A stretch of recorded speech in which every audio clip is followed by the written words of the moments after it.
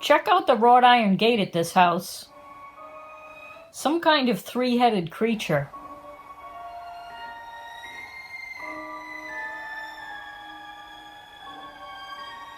Spider web.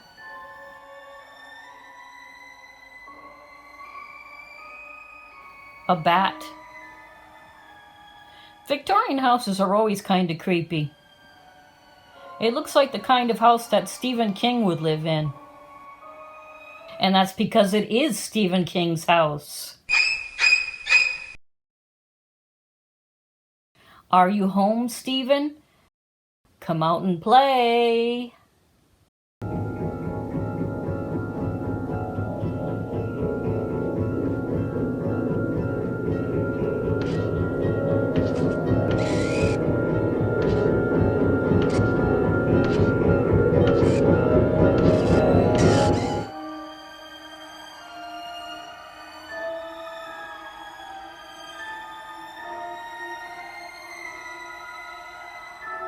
What's up with the frog, though?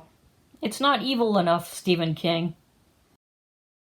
Must have been a gift. That makes sense. His neighbors' houses are all up for sale. Is it Stephen King's creepy vibe they want to escape? No, I think it's the tourists. About 7 cars have pulled up in the past 10 minutes for photo ops, and it's 9 o'clock on a Monday morning. So, I guess Stephen King created a horror story for his neighbors.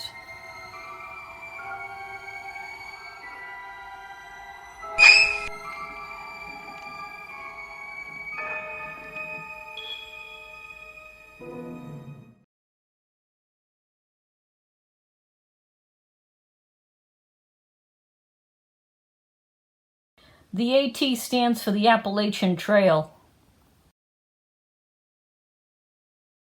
I'm in Gorham, New Hampshire. I tried to go to the very beginning of the Appalachian Trail, which starts in Maine. But the park that it's in doesn't allow dogs at all, which is unusual. When I Googled why Baxter State Park doesn't allow dogs, I couldn't find an answer.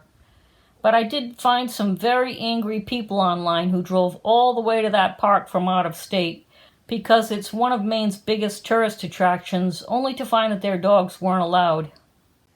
It's discrimination.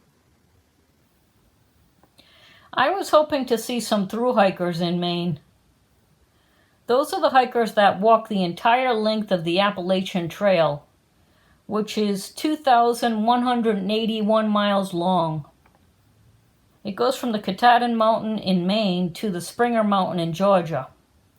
Every year about 2,000 hikers attempt it, but only about 500 succeed. I saw the midpoint of the Appalachian Trail in Hoppers Ferry National Historic Site in Virginia. I wonder if those mushrooms are edible for the thru hikers. Or the berries. Luckily, I was able to chat with a couple of thru hikers on the trail here in New Hampshire. They were the complete opposite of what I was expecting. I thought they'd be trudging along slowly and tiredly, but they were moving very quickly, and the only reason I was able to have a chat with them is because they stopped me to ask about my doggy backpack. Otherwise, they would have flown right by me. Here is a hiker who's been on the trail for almost exactly 4 months. He started in Georgia, which means he has walked 1,893 miles so far in that 4 months, at a rate of about 17 miles a day. He spoke to me at a distance, so the audio wasn't great. Are you a thru hiker? I am, yeah. Did you just came up all the way from Georgia? Yes. So how many miles a day did you do?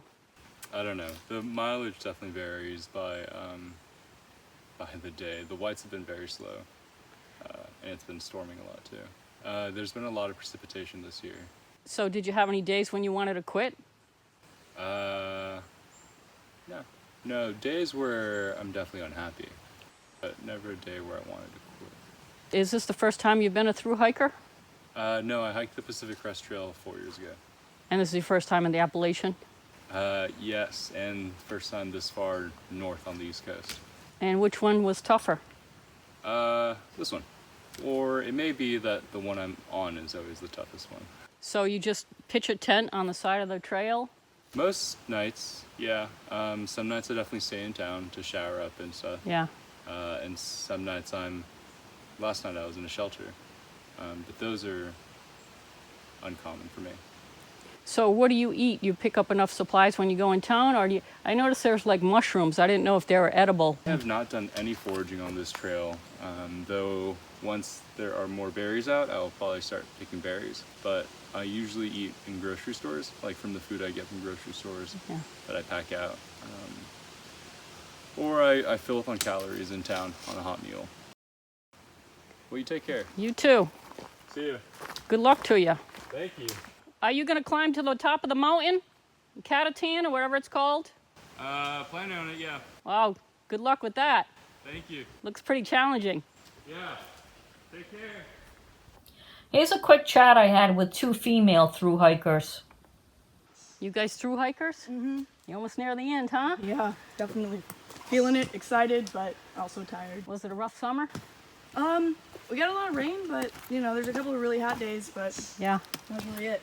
Did you lose a lot of weight, do you think? I definitely lost a little bit. I think it's just kind of moved around. It's moved from here to, like, here. Yeah. Or whatever, so a little bit, yeah. Well, congratulations. That's quite an accomplishment. So they've got less than 300 miles left to the end of the trail. The home stretch. Not only was I surprised to see how fast they were all moving, but I expected them to be dirty and skinny. They were clean and well fed. They all looked like it was their first day on the trail, but they had been walking for months at this point. They also carried very little on their backs. I expected to see them carrying 50-pound backpacks, but the man had what looked like a yoga mat to sleep on and a small backpack. And the women looked like they were carrying less than 20 pounds of supplies. Everything that I was expecting, they were the complete opposite. Except they all had massive leg muscles, which wasn't surprising. The Appalachian Trail goes through 14 states, and it's the longest hiking-only trail in the world. There are mountains and hills on this trail, and a thru hiker will have climbed the equivalent of 16 Mount Everest by the time they finish.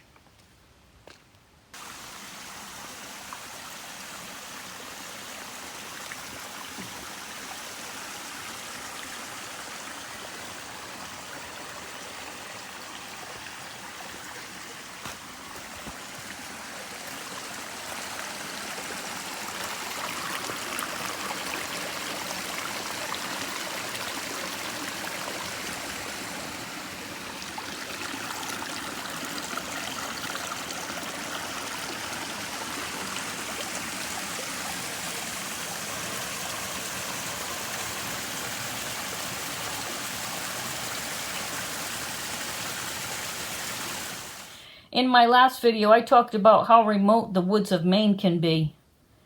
This hiker was Geraldine Largy, and she was a 66-year-old retired nurse. She took a wrong turn off this trail in Maine and got lost. They searched and searched for her for 2 years. Then a logging surveyor found her by accident. She had died after about a month in the Maine wilderness of starvation and exposure. She kept a diary, and in her final diary entry, she requested that whoever finds her body, that they please tell her husband and daughter that she is dead, so they can have some closure. A horrible way to die while on a great adventure.